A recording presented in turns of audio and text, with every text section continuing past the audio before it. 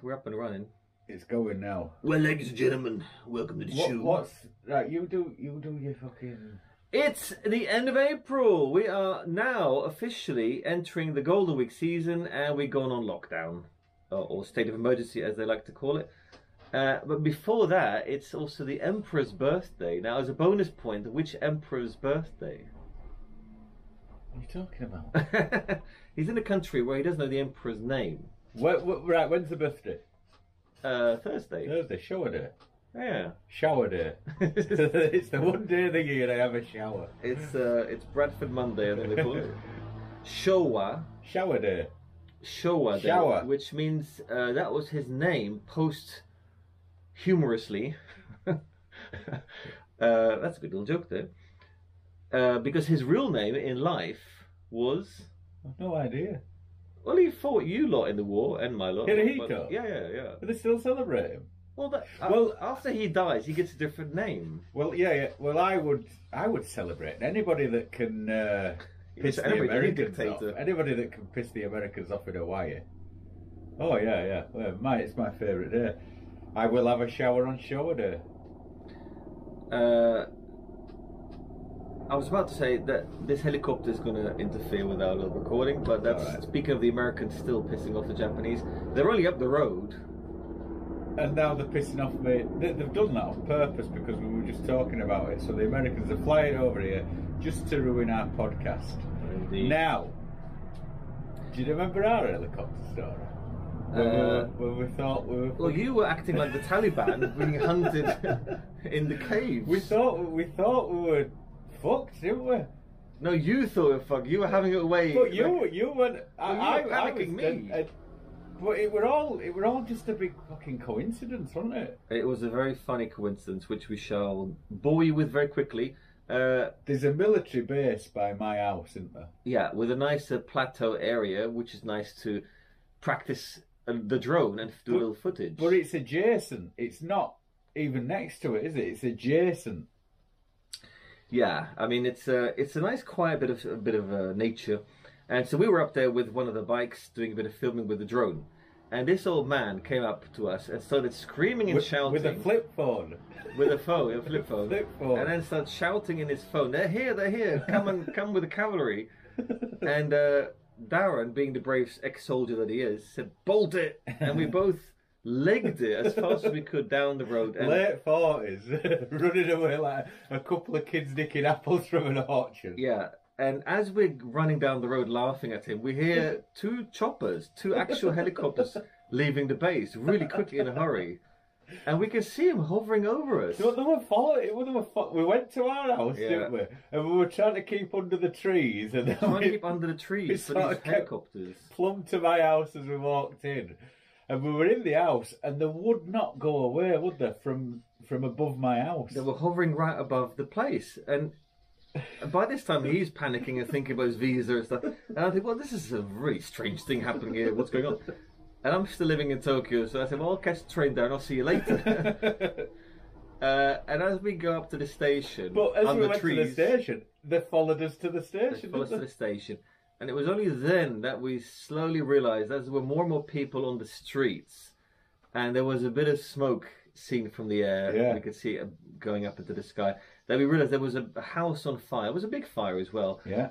On the mountain, and these helicopters were sort of delivering water, weren't they? Yeah, They were dumping water on that site. But it was a pretty big fire.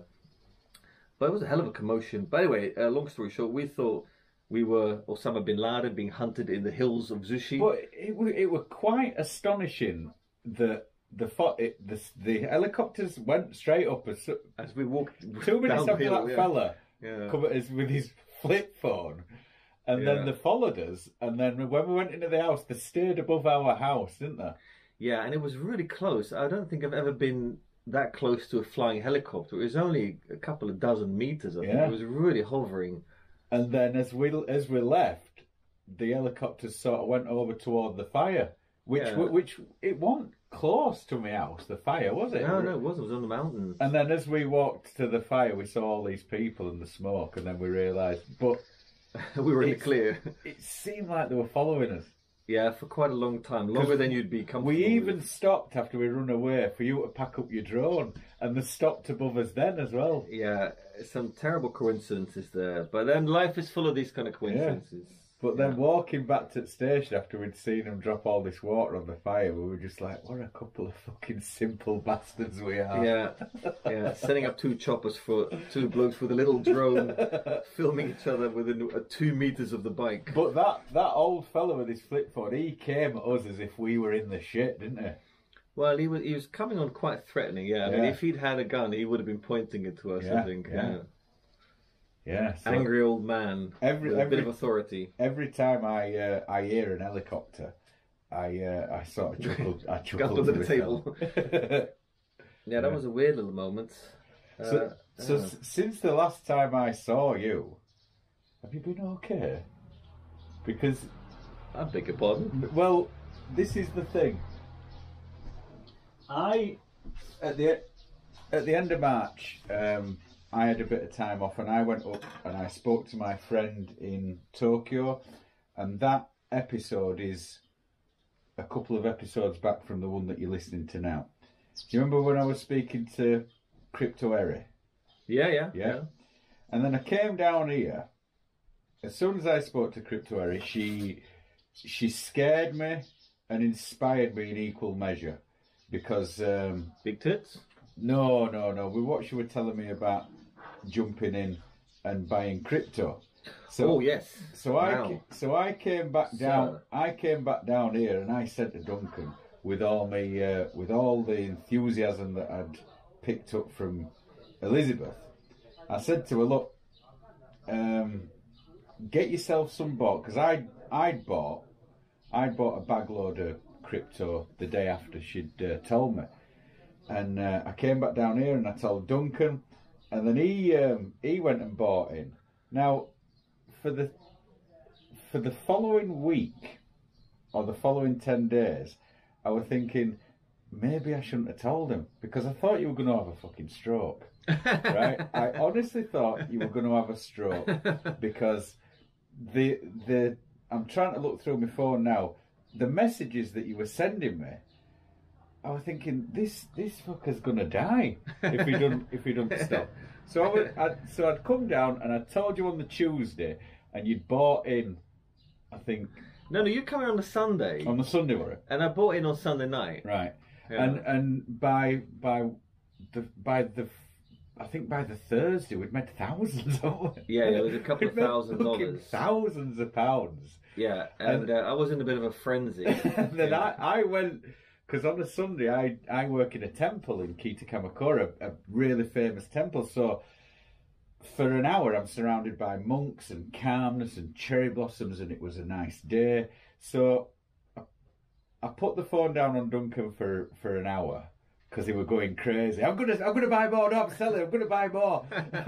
So I came out of the temple. I'm all nice and calm. Switched my phone back on, and Duncan's going, if it goes down to 20%, I'm selling 20% of it, and then I'm going to keep this. I'm going to get the fiat wallet, hold on to that, and then mine some crypto dust. And I thought to myself, it sounded as if you were over your phone, masturbating furiously, looking at these green candles. Well, you're not far off. I didn't know what to do. And I thought to myself, I shouldn't have told him. And what did you do? You said, calm the fuck down, yeah, mate. I was saying, just calm the fuck down. Calm down. Let it work its way through. What, I mean, you were sending me messages while you were doing lessons as well. Yes. Now, this stays between us and the English-speaking world, but I was actually, during lessons, for which I get generously paid, online, I was looking at the student. However, I was actually buying or selling stuff at the same time. So I was multitasking, if you will. But that first week was intense, because we were making $1,000s a day at one point. Yeah. But you see, the thing with me is, I'm not used to making money like this. Well, nor am I. I mean, I play the stock market, but very rarely do you get a bump like that. But I'm not used to making that much money in such a short time. But with me being the never-ending pessimist, I think, well, it's going to go away. it's going to go, and it's not, has it? It's not really. There were a little dip, but it's coming back now. Well, there were two dips. The first dip had me sort of wondering, and I did buy in at the first dip. I sold a little bit, and then I bought in at the downside of the dip. Yeah. And then over the weekend, when Bitcoin went tits up to $48,000, I think we went tits up as well. But nowhere close to our starting point, so we're quite safe for that. But yeah, I mean, I saw it as an opportunity to buy in again, which I have. So I feel I'm in quite a safe position, looking at the whole spectrum, what I've researched, and speaking to some Japanese people who, if you know Japanese people, are the most cautious people in the world. They wouldn't go for a bargain unless it was on fire, and you know, and this goes back to the Brexit deal, post-Brexit deal, Japan, the UK, which was done very quickly. Now the Japanese, as you know, would only have signed on to that if it was completely in their favour, and it turns out I think it's 86% in the Japanese favour. So Japanese, I've dealt with Japanese at trade fairs, and I've held bargains. If you order now, you get 50% off. As I just wanted to see if they would do it. No, we can't. We got to consult with this. We can't. So speak about the most cautious people of the world. It's certainly the Japanese. So I spoke to two people who were in. One is in banking. The other one was in financial logistics, and they were both very much aware of this particular currency we both got into. Especially the financial logistics guy bought in about 2 years ago at 0.008 or something, so it's under a cent. Jesus. So yeah, imagine what he's. But he only reluctantly told me about it. He said, how do you know about this, Duncan? And then I said, well, I'm into it now, and we ended up quite on a nice conversation because it's the first time he ever told anybody he was into it. It's like a dirty secret, isn't it? Yeah, you don't want to share it with other people. You want to keep it for yourself. Yeah, and he's a financial strategic planner for logistics at a very high level company in Japan, and so he saw a future, and he said, I'm holding this for a couple of years. Although he was already, imagine that, what he's made out of it. I then asked him how much he put into it. Well, if you're thinking like 6 months ago, it were 0.5 cent per share. For this currency that we've got, it were 0.5 cent. If you'd have bought 500,000 then, which was nothing, you'd have $114,000 now. Yeah, something like that. Yeah, but I mean, if I mean that's not the point. But we've still got in early enough that if it does rocket like it did do the first couple of weeks, we're in the money. But forget all the basic. What the fuck were going through your head? Because the messages that I were getting, I don't know how you could have possibly concentrated on anything else. Well, I was just excited. Haven't you ever been excited? Well, no, we don't get excited like that. Not about money. You're a Yorkshireman. You get excited if there's a 1% bargain at the local drugstore. We wouldn't show it. Like, I mean, it sounded like you were going bananas. Well, I was. You were wait. I get up early. I get up at 4:30 every morning. 4:30, 5 o'clock, and I get up. I take my vitamins and I sit on the couch before I do my stretching, and I open my phone to put on a podcast. And there were a message from you that had been sent at about 4:15. Have you seen the price? Have you seen the price? So you must have been getting up a little bit earlier. Well, every time I went for a piss at night, of course. Jesus Christ. Well, I've never made, like, whatever it was. At one point, it was like $3,000 in a day or something at the peak of it. And that was within X amount of hours. Yeah. Those initial jumps were insane. So that was just very interesting for me. We're living in a pandemic, although we're not in that tough a place here. But life does tend to get a bit flat on the excitement level. Yeah. And... meeting people as well, so that can be a bit hard. All right, living in the pandemic. Yeah. So as we are living in the pandemic, things are not the most exciting at the moment. And that was Netflix. That was the exciting part. Yeah, it's a bit of a spice. Because I was a variety of life. I was talking to my wife about it, and she said, "Don't, it'll crash. And I bought in at 6 pence. Right. And it just fucking took off immediately. even before I put you onto it. But would you ever have imagined that at some point in your life a Yorkshireman would come up to you and say, buy in this and you'll make some brass? No, I mean, but that's the problem at the beginning. I only put in whatever it was, $200, I think, $300 on the basis of, well, if this goes halfway down, what's the problem? You know, it'll be an interesting ride, because I've been reading about it for a long time. We all have. Yeah.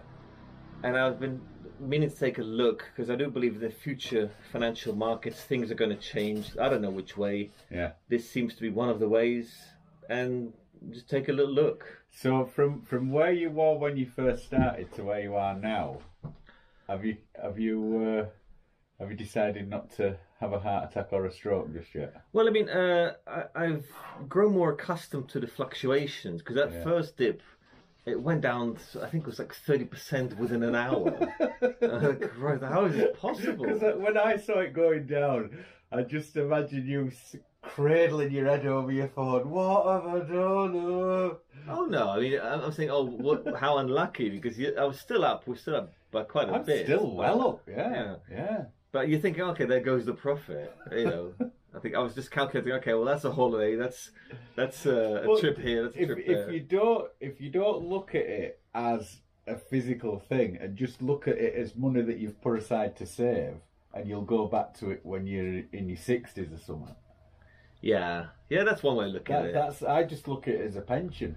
So the other bloke that I spoke to, the banker, I mean, and he's a banker, he said, I look at it once a week. Yeah. How do you do that? I said, yeah, well, because it's just going to go up and down the whole time, whatever I do. I were only looking at it as much because you were messaging me all the time. Yeah. No, it's almost becoming a hobby and a game for me. But I mean, on the plus side of that behaviour that I have around that, I keep buying in at low points. So I've built up quite a nice little amount at the low points when it tanks. So are you staying with the same coin? Yeah. That's the other point. I have put all my eggs in one basket, so to speak. But I did have a few different coins, but nothing was as exciting. And when I read about the background of all these different things, and the one that we both have, the one we're going for, does have an actual basis in society, and it's performing a function, and their partnerships are with some pretty big. They're all jumping on, aren't they? Yeah, H&M, PwC, BMW, they're all connected to it. So that gives me a bit of peace of mind. And then when that financial advisor, strategist for this big Japanese company came up with his version, and he was surprised that I've got into it. Yeah. I thought, okay, it might be onto something here. Yeah. So anyway, you're welcome. None taken. But this was another thing. When somebody takes advice from me, I don't know how to take it. You know, well, you feel guilty if it doesn't pack out. But I would more than gladly take advice from you. But for me, because I was such a fuck up for so long, but then now that I've got older and I'm giving people advice and then it works out, it's still, I'm like, was that because of me? Do you know what I mean? You don't have to feel like Jesus right away. Yes? No. Well, I'm not feeling like Jesus right away, but I don't feel comfortable giving advice when I really should be, because I've done stuff. Well, it's a tricky thing. I mean, when I give people some advice, I always say, look, this is just what I would do. Yeah. It's up to you if you're going to do it. It's certainly don't listen too much, because I've made plenty of mistakes. But do you remember when I were telling you to buy this, you were on your phone trying to get rid of those hub shares, weren't you? Yes. And I said to you, don't bother with stock market anymore, get into this. But what you made on those hub shares, it were not compared to what you've made on crypto. No, I could have made much more on crypto. I mean, I could have actually been a millionaire if I had bought in at the time that you recommended me less than a month ago. If I had went in balls in. But then I don't think, no one should go balls in completely, because you're without research. If you would do that every time, that's just too much of a risk. So I've put some cash in. I've got backup to put more in.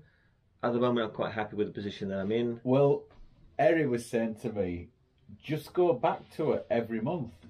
Do you know, like, I don't know what you do with your boozing money or your grocery money or the money that you have for yourself, but that money that I have for myself, I'll take some of that money and I'll buy every month now. I'll just buy different coins or same coins every month, and that I'll have, I don't know, maybe 40 or 50,000 yen a month.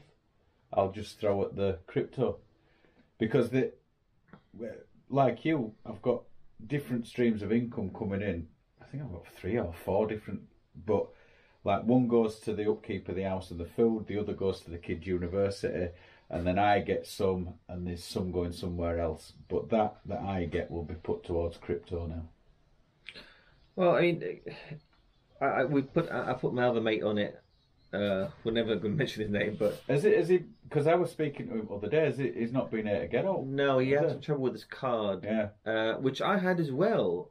I couldn't buy any crypto with 2 credit cards. They've not given me your referral. Well, that's the thing. You're allowed $25 for a free credit card. You don't get the $25. You're allowed to have a free credit card from their name. But what have you got to do to get that credit card? Oh, you've got to hold £3,000 for 6 months or something in their currency, the CRO. Yeah. So that's just. Are you doing it? No. Well, why would you? No. No, but apparently a lot of banks are refusing customers to buy crypto. 2 of my Japanese banks said, no, you can't do this. It's an illegal action. Oh, no, it's not a legal action. No, you're allowed to do it. They say there's a security risk of this transaction. Yeah. And then one of my banks said, yeah, sure, go ahead. And so that they were. But I went online, and apparently in many countries, banks give a negative advice to buying crypto. And then that makes me a bit suspicious. But the banks give you negative advice to buy crypto, and then they fucking buy it all. Well, they don't want you to get in on it. This is where the equation gets a bit weird. I've been reading up on this, and a lot of financial institutions are buying crypto themselves. Yeah. But on the other hand, giving negative advice to their customers.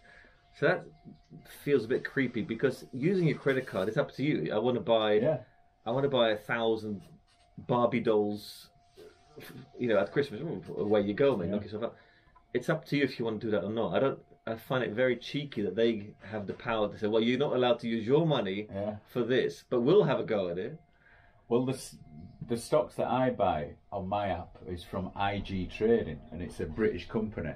And about 6 months ago, when crypto were exploding back then, they said nobody can buy crypto on this platform anymore. And so they banned everybody from buying crypto. So, oh, fuck you. So I went over to our site, thecrypto.com, and they straight away. I didn't have any trouble like you did. I think maybe because I've got a British credit card. Oh yeah, it's up to the bank that issues the credit card. But I've switched it over to my Japanese credit card now, so I'm just buying on my Japanese card now. Yeah, me too. Yeah, but 2 Japanese cards refused me. The other one said okay.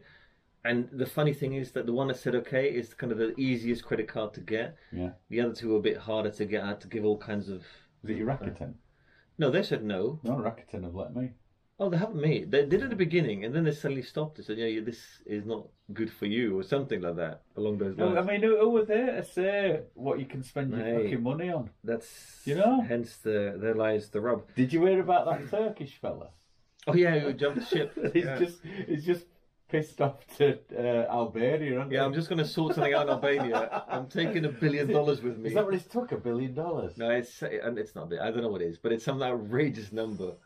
But they can't find him anywhere, can they? Well, if he's still alive, in Albania. Do you remember when Top Gear went there and there's all them cars driving around with British registration plates on? So the Albanians are just going to the UK, to London in the south, and just nicking all these high-class 4x4s, driving them straight across Europe to Albania and selling them. Car theft, yeah. And they might join the EU. Yeah. Did you? And last night, did you see that fellow that were going crazy in Tirana in that car? And they were trying to stop him, and that fellow went in two driver's window. Right. Well, I don't know what that was about, because he was making wheelies. Yeah. And he broke the door, and then what was it? Anyway? I don't know what it was, but they were trying to stop it. That fellow went in 2-footed. Yeah, nice. Brilliant. That's something out of a Jason Statham movie. Brilliant. 2 feet in the front door. So that right. That's it for crypto now. Yeah, because we'll be fucking boring the shit out of people. Yeah, let's have a quick, as I've seen on the YouTube. What's your price prediction? And you can name your moment. For our favorite one. We shouldn't even name the one that we're going for, but price prediction. What for end of May?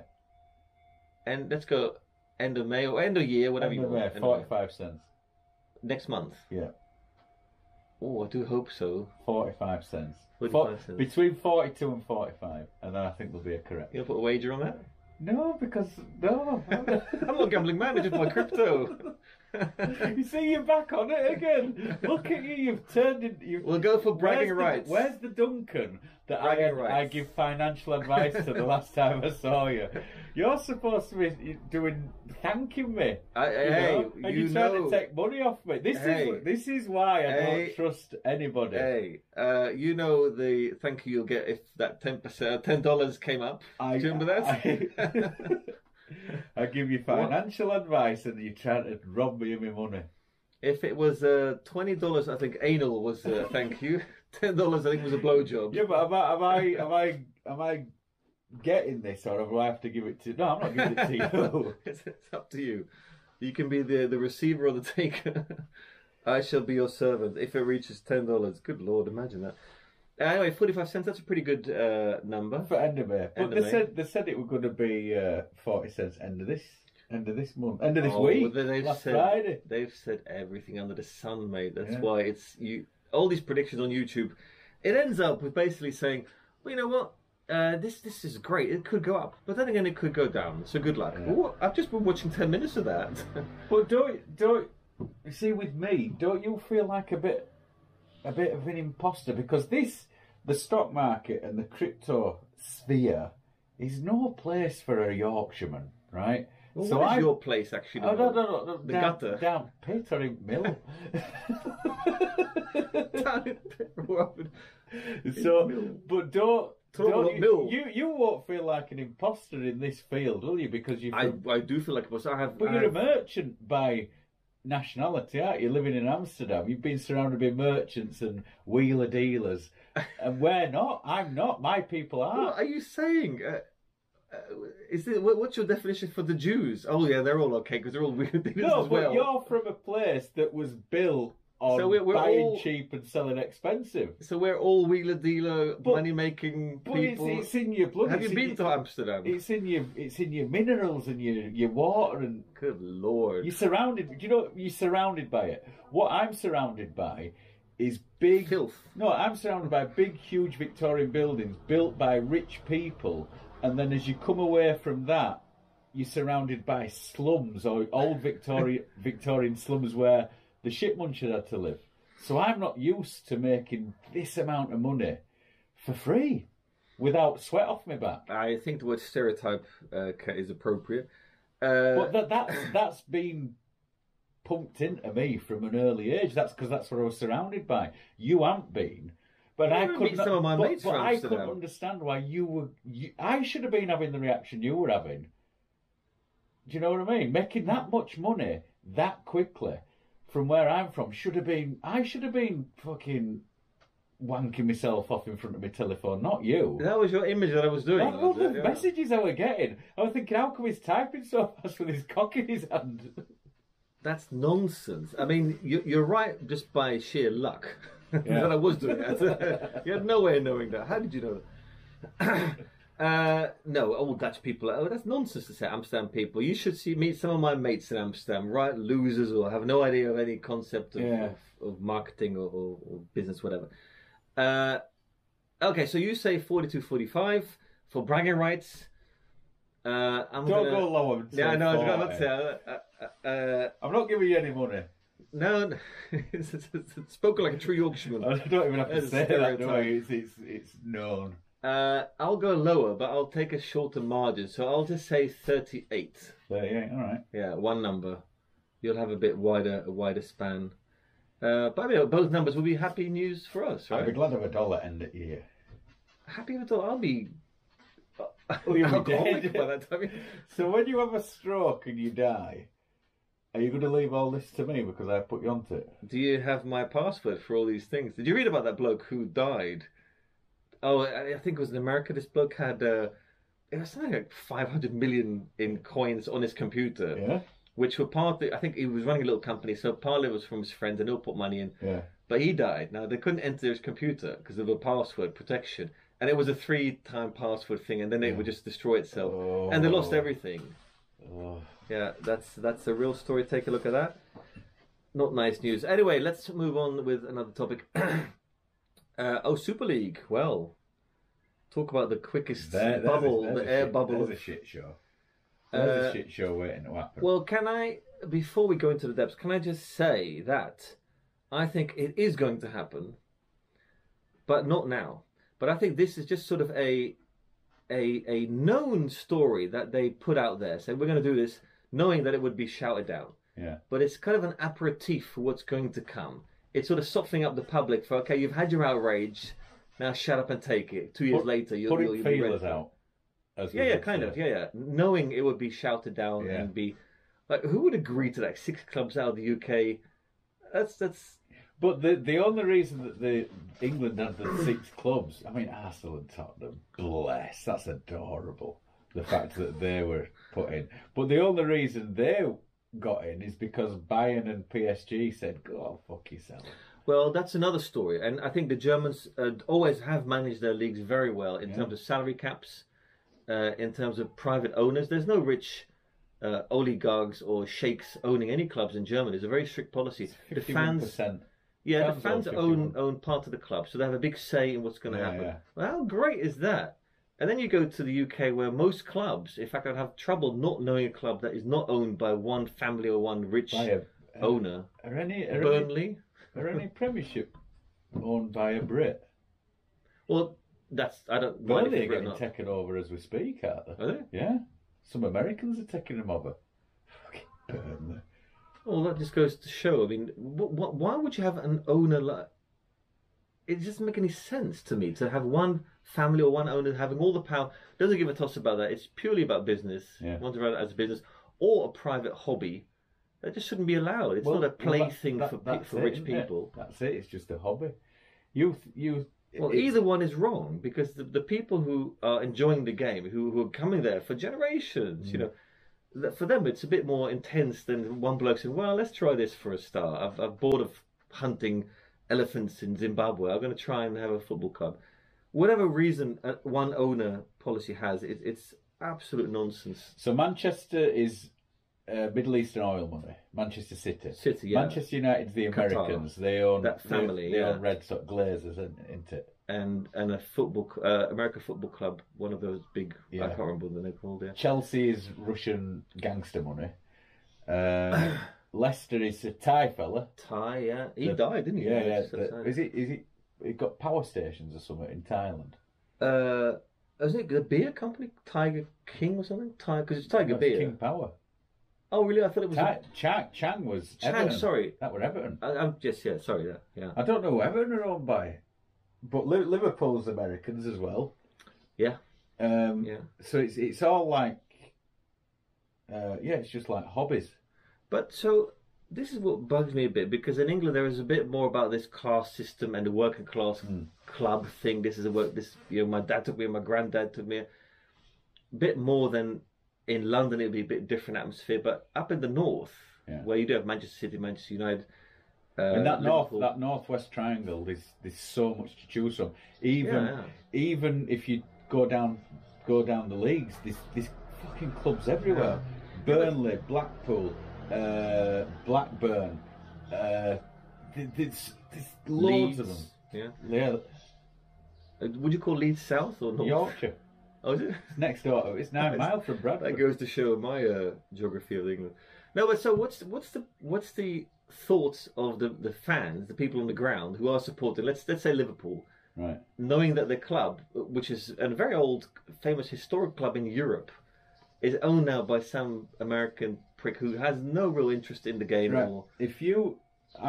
The last time I were home in 2019, we stayed in Wales for a couple of weeks, and then I drove into Liverpool to go around all the Beatles homes and Penny Lane and all that stuff. And we visited Leeds Ground, Anfield and Goodison Park. Now, they're separated by Stanley Park in the middle. So you can walk from one to the other in minutes. Yeah. Right? Now, that brand new stand in Liverpool, if you walk out of the back of that, the first street that you come to is poverty. Fucking poverty.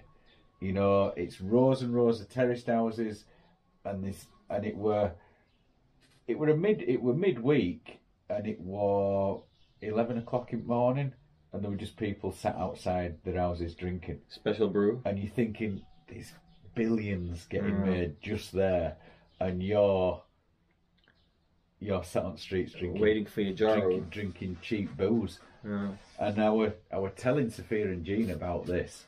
Now, they're living so close to Anfield, they've probably never even seen a game live. Maybe the cost of it would be maybe the older ones who went when it were cheap enough to get in. Because if you look at Anfield in the 60s, it's all flat caps and people smoking and going from side to side. You go there now, you've got to be fucking loaded. There were a fella that went to Arsenal, and he was saying, if I take my kid to go watch Arsenal, I'm not buying a shirt, I'm not buying any sort of clothing for him or a programme. You go for a pint, you go for something to eat, you buy the tickets. I take my two kids, I've got no change out of 250 quid. 250 quid to take your kids to go see one game. How many people in this family? Just him and his two kids. 3 tickets. 3 tickets. I know that Arsenal's season ticket's the highest price in England. Yeah, but then you just go for an odd game. Prices are hiked on the black market. Was it? No. You're talking like at least 70 quid. That is insane for just one game. I mean, Manchester City keep it low. I think you can go watch a game at Man City for 25 or 30 quid. Well, that sounds a bit fair, yeah. But yeah, down London prices, they're just ridiculous. I remember going to a Champions League game of Ajax, which was Ajax Besiktas, Turkish team, which is a great night, just a great night in the old Olympic Stadium in Amsterdam. And that was 25 guilders, which would be 12 euros, which is about, 10 quid? How long ago was that? Yeah, that is 20 years ago. No, 22 years ago. So yeah, right, fair enough. But if you're talking £70, that's... Yeah, and that's not even Champions League. This was a Champions League game. This is the thing. They're just raping the fan, as usual. Yeah. Yeah, I wonder what Jesus would say about it. You see, in Bradford City, they just said to you, right, we're a fucking League Two football club, but we've got 25,000 seats because we used to be in Premiership. So what the management said was 140 quid season ticket, right? So you think it's 5 quid a game, but it's full. The place is full. Yeah, it's a very unbalanced situation. Talk about capitalism, eh? Yeah. But this is what gets me. So again, what does the average Liverpudlian think about this? Well, what you need to do is start going to the lower league teams, or you need to start going to non-league teams. I mean, in Liverpool, there's, I think, Marine is a non-league team. I think they played a big hitting team not so long back in FA No, but Cup. I'm saying, isn't the average fan of Liverpool just angry about the way it's going? Because I'll be livid if that was Amsterdam or Holland. People wouldn't accept those kind of prices. You can't go watch it. You can watch it on TV. You can watch it on TV. But why is there not more protest? I mean, this is the thing. Why in continental Europe, in England, because in France? We've got the best league in the world, and it were brought in slowly. It's like a frog in a pan of hot water. You know? In 1992, the Premier League started, and then 2 or 3 years later, when Dennis Bergkamp came, I remember that. I were on holiday in Turkey, and Dennis Bergkamp had come from Italy. Yeah, from Milan. Italy Yeah. to Arsenal. And like, Jesus Christ, what's happening here? He came with Ruud Gullit. Ruud Gullit went to Chelsea. He was at Chelsea. No, he came with Overmars. I think, yeah. And that's when that was the first time we're thinking, Jesus Christ, they're coming from Italy. Yeah, because he went to Italy with another Ajax guy, Junk. Yeah. Junk, and they did very well. Or did they? I can't remember. That's 25 years ago or more. It's longer than that, I think. Yeah. It was 19. I think it were 1995. Yeah, it must have been roughly. Yeah, 95. Because I was old in Turkey in 95, and I remember I was day drinking. And I looked up at telly, and there were Bergkamp there in Arsenal shirt. Well, it might have been earlier than that, because that's Ajax's peak years, 95, No, 94. it was definitely 95. Definitely. And he'd 95. left already, I think. Are you sure? Definitely. Oh, well, 95. are you sure? He went to school. He was in the same class as my sister. Dennis Bergkamp? Yeah, in the St. Nicholas Lyceum in Amsterdam. Yeah. Yeah. And he was picked up by this special bus going to Ajax, the youth league team, when he was sort of 15 or 14. I read because my sister mentioned it as a sort of off the cuff remark, very casual, like talk about a recipe. Oh, throw in an onion, why don't you? Oh yeah, I went to school with him. You what? Yeah, he was always a quiet guy. Well, He got terrified of flying after watching that film Alive. yeah, he couldn't fly because I remember Holland went to America for the World Cup and he had to go by ship. Yeah. Just for watching a video. Yeah. Well. He apparently he wasn't that interested in football in his younger days, in those early teens. He was interested in. He wanted to become a physiotherapist, a sports physiotherapist. Muscles and all, really into sports, but not really on the field. But as he was getting better and better, he kind of changed his career, obviously. But that wasn't his initial start. What's he doing now? It got very messy with he was introduced by Cruyff to be part of the Ajax management, and Ajax is a funny club about management. It always has. There's sort of two camps. They've got the practical side and the administrative side, and you got basically the Johan Cruyff side who wants to focus on the football, and you got the money side who is very different. Just fucks it up, doesn't and it? It really does, and it has for many years. I advise you to take a look at the history of that because it's just so sad. People get angry, they leave. But then the club loses, and it's just a mess. And Ajax hasn't been in the top since 94, 95, 96, that golden 3 years. Beat Barcelona 4-0 in Champions Barcelona, League final, didn't you? Yeah, I remember that, because Terry Venables were in charge, and all Spanish were waving the white flag. Towels. Yeah. I remember there was a AC Milan away 2-0, and I think Barcelona away 2-0 as well in the quarters, I think, Incredible. So if you draw a line from where you were born, is Ajax the closest ground to where you live? Yeah, because when I was playing myself, I played at just down the road from them, called DJK, the Young Champion is the initial. But that's less than a 10-minute bicycle ride. I remember seeing the first games, which was a tiny stadium. The Ajax original stadium was very small, and my first match I ever watched was Ajax PSV in 81, I think 82. Oh, I'm gonna have to look this up again. But it was Johan Cruyff. He was back at Ajax and he was playing the game, and Gullit was at PSV, and those were the two main rivals. So it was a big match, and I was just a little boy. But I remember the man in front of me. They're all football people, and he was shouting, "Come on, ref, you can-do bastard," in Dutch.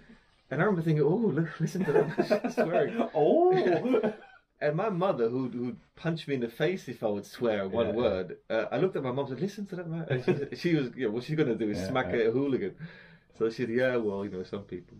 But that was my first initiation to swearing, I suppose, at the game. But I'm a firm believer in wherever you're born, you draw a straight line to your closest ground, and that's your club.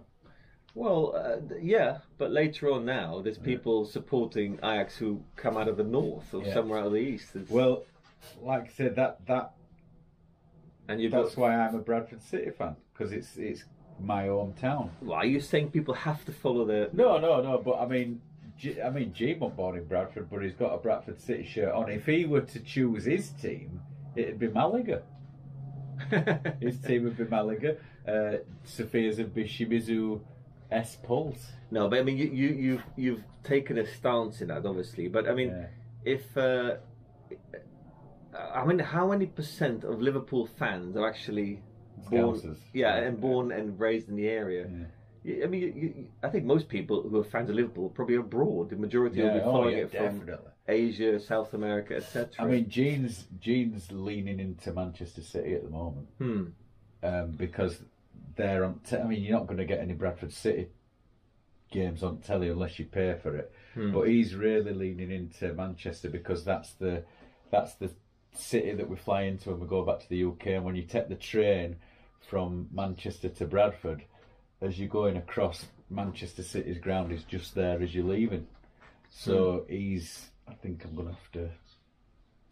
He wants the shirt for his birthday, so I'm gonna have to lean into that. Yeah, but it also goes to show the process of the business. I mean, it's such a money game, and the fact that Super League even came up is purely because of financial reasons. Nothing to do with sports. Yeah, not a single thing. And non-relegation. What are you talking about? What's going on? Is it Fernando Perez at Real Madrid? He's just clinging on to it like an old girlfriend, isn't he? He won't let it go. And he's said to everybody else, "You'll all be back. You'll all be back." No, but he's right. I do believe this is, what did you call it? Putting the feelers out. Yeah. Yeah, knowing it will be shouted down. But you've planted the seed in people's minds. And when it comes round again, there'll be less resistance. It might still be shouted down, but then the third time it'll come up again. And then, oh yeah, why not? Let's have a look at this. How can you cut off all hope to other clubs not to get into... Because it's a franchise then, isn't it? It's business. That's what I mean. It's pure business. And it's got nothing to do with... It wouldn't have happened if these businessmen were in charge. Exactly, yeah. Do you know Brian Clough? Of course. The best manager, you know... The best alcoholic manager you could no wish airs and for. graces. He's fucking Yorkshireman. He said what he liked. He said what he liked, and he liked what he bloody well said. Right?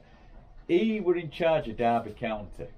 And Derby County were owned by a fella that owned an haulage firm, right? What firm? A haulage, trucking firm. Oh, okay. Right?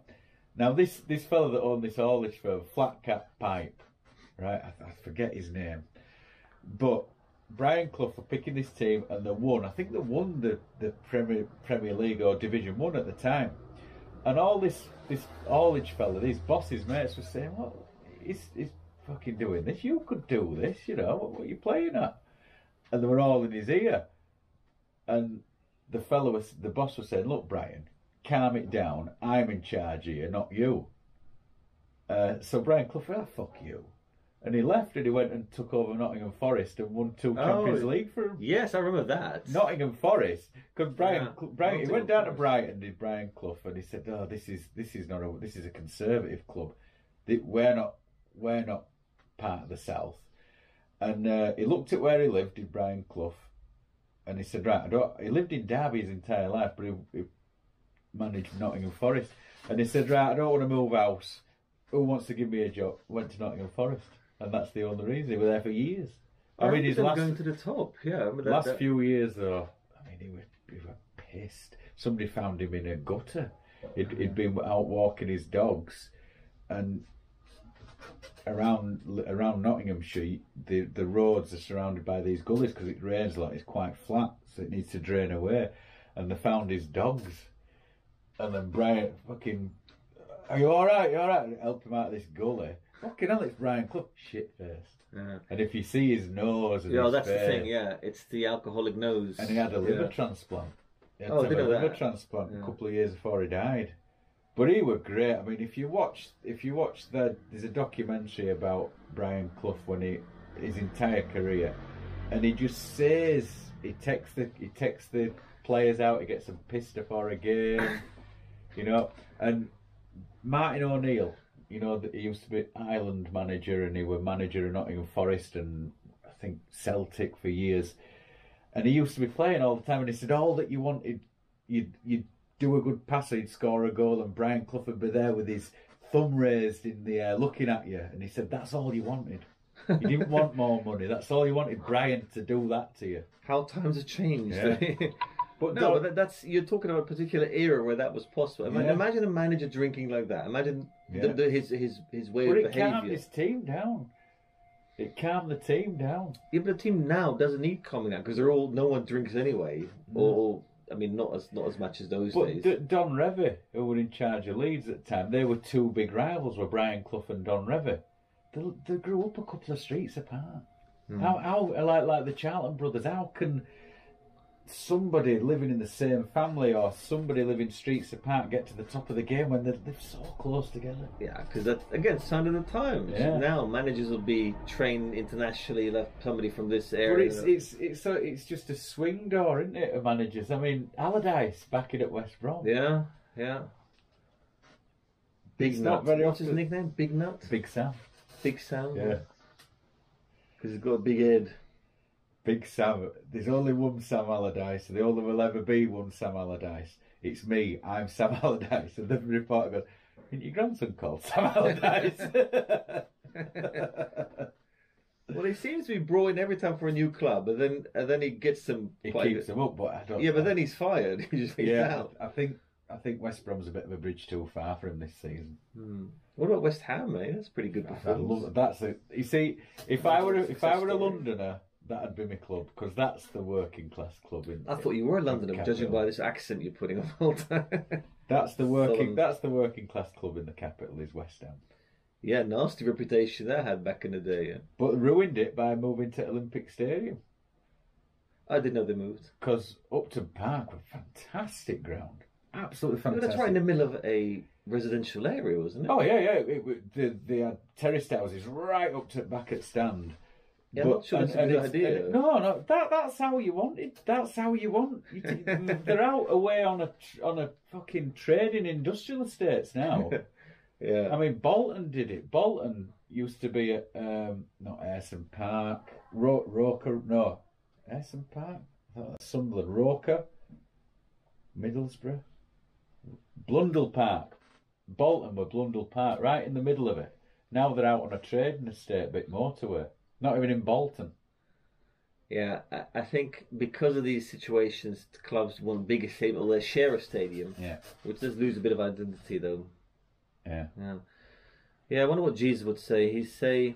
Why are you going back to Jesus? He's thrown all the moneylenders out of the temple and they've taken up refuge in the Premier League. Right. That's from the File Show. Do you remember the File Show? Paul Whitehouse. Yeah. An amazing character, Paul Whitehouse. Well, he did that Yorkshire fella, didn't he? The marketing manager. Yeah. I found a load of my people. You're a member of that Facebook page. Evangelist? Expats in Japan, aren't you? Oh yeah, I joined it. Yeah. Well, somebody out of the blue wrote, anybody from Yorkshire? Fucking hundreds of us. Hundreds. I couldn't believe it. You found your milieu. I can believe how many people from my end are in this country. And there's a bloke from Sheffield that lives in Zushi. No way. Yep. I thought I were the only one in the village. Did you contact him? I sent him a message. I thought I were only one in the village. He said, "Oh yeah, and we've got a few mutual friends that are not knobheads, which is the sign of a York, because we don't allow these knobheads in." Yeah. Oh, you meet up with him? No. How perfectly Yorkshireman you. So you met him? No, fucker. I don't want to meet Yorkshiremen. I just want to know they're there. Yeah.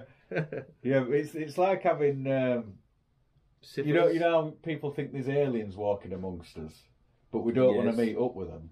Just to know that there's Yorkshire folk amongst us. That's enough, is it? But I don't want to go out with them and say hello. How do? It's just comforting enough to know. I thought I was only one here. What's a Yorkshire greeting? Trouble at mill? Hey up. Hey up, hey up. Hey up. Whip it about. There's the whippet. Yeah. Right, last one before we go. That 8-year-old girl got knocked down on this train line? Is that why the train was delayed? You? Well, I don't know. I mean, the missus said the train had a delay. Was it yesterday? Yeah. I don't know what it was. No. As much as the Japanese are into all this safety business, that Eniden line is not the safest fucking. Because I mean, you can just. Well, it's a little railway. If you've got your earphones in, listening to some music, you can step out in front of that train. What music would you be listening to? A podcast. Well, if you're listening to this fantastic podcast, just pass it to a podcast. But when I cycle to work, I turn in and then I go on that street where the train goes down the middle of the street. You know where you were gonna thinking of setting up shop that time. Oh right, yeah. Now, yes, it does. It goes right down the middle. Yeah. I only ride with one ear pod in now, just because of that road. But further down, you've got houses right up next to that line, haven't you? So this young girl, 8-year-old, she was putting garbage out for her mother. So she puts the garbage out, comes back. Oh wow! Yeah. What, she died? No, well, I think it's still touch and go because apparently it clattered her on head. Yeah. Yeah, there's a little segment where the tram goes right across. Well, it's in the middle of the road, right down the middle. It's a big road, but yeah, you could easily cross that. But you just worry about it, especially when I'm cycling, where it comes across the road at the end of that road, it comes across diagonally, and I've got to take a wide berth and go over the lines as if I'm going over true, because if you went into them lines and you sort of fell and cracked your head and you just laid there. Well, I think there's some wooden bits as well. Yeah, it's a very old little railway. It looks like something out of the 1950s. But you'd think there'd be more barriers up, wouldn't you? Well, again, this was planned and made in 1920s, I guess. Yeah. It hasn't been updated that much, but it's more a tourist train than anything else. Yeah. How would you describe that in England? What kind of railway would that be? What do you mean? How would you like a little local. It's not an intercity thing. It's the railway. Well, it's more like one of those traditional. It's almost like a novelty. Yeah, right? It's like a ride, isn't it? It's almost like a toy. Yeah. It's so small and the best thing about it is it's so fucking expensive, right? How's that the best thing about it? Because the place where I work for, they said, how are we going to get here? I said, I'm taking Eniden line. And they said, well, that's pretty expensive. I said, yeah, but it's the quickest way, you know, and it's less changing for me. Right. So it's like 80 grand for 6 months, right? It's 160 a month I'm getting. I've not used it once. I go on my bike all the time. My bike 180? 160. It's 80 for 6 months. 80,000 yen? From Zushi to Kugenuma Kaigan. Bloody hell. So I bought a bike for 40 grand, and I've just got. You've been cryptoing the rest of you. So no, Shima gets it all. And robbing the crypt toward the house, but yeah, I'm banging an extra 80 every 6 months. Oh, well done, yeah. Well, and I'm keeping fit, but that's just another way of being Yorkshire. Yeah, another way to scrape that barrel, eh? Right. We've done an hour. And on that bombshell, fuck me, that's not an hour and a half, is it? Where are my glasses? Where are my glasses? On your fucking head. Hour and 40. Nobody's going to listen to this shit for an hour and 40. I'm going to have to split it up. You split it up, my boy. It's because you've been busy. And then when we finally get to meet, we just get all the fucking shit out. Shush, I want to put in a note here. The last one who cancelled was... Yes, it was you. It's not always me. Which was the first time I've cancelled. Oh, is it? Is it? Well, let's go back through our mails and we shall dissect them and tell you next time. Right. Latest prediction, 38 cents. He says 42 to 45, which will make me very happy indeed. Super League, I think, is just a warm-up game. I absolutely think, honestly, I think within 5 years there will be a Super League. This is just a little soften up kind of thing. $10 says the war. Oh, I thought you were a gambling man. Now he's gambling. Don't gamble on this. $10 says. Oh, right. Says no. So what do you gamble on your little prediction just before that? I'm not gambling on that because I've made you money by giving you my advice. And I told you at $10 the blowjob will take place. I have made you thousands because you took my advice and you tried to take the money off me. $20. Southern bastard. Anal. Southern bastard. $20 anal. That's not an order. Right. Are we done then? I think that's about wraps it up. So let me talk to you about Jesus again, ladies and gentlemen. See you later. Stay Yorkshire.